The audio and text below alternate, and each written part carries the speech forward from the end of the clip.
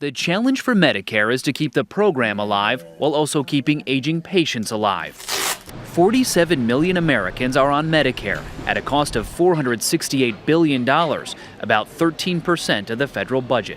Barbara Hayes is on Medicare. She's dying of colon cancer.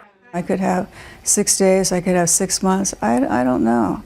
For her recent chemotherapy, Medicare was billed $155,000. If I didn't have Medicare, I'd be up the creek.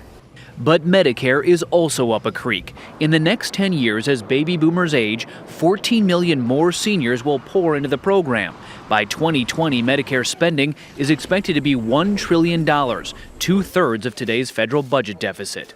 Essentially, Medicare is the primary driver of all the fiscal problems we face in the United States.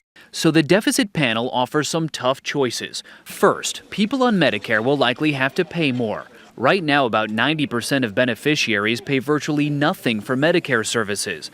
Under the panel's proposal, everyone would pay at least a $500 deductible and up to $1,650 in out-of-pocket expenses each year. In this case, by asking people to pay more, they will end up using less, and that will reduce the total spending in the Medicare program. Secondly, Medicare will no longer reimburse doctors and hospitals for patients who don't pay their out-of-pocket expenses. Healthcare providers will either have to go after the patient or eat the cost.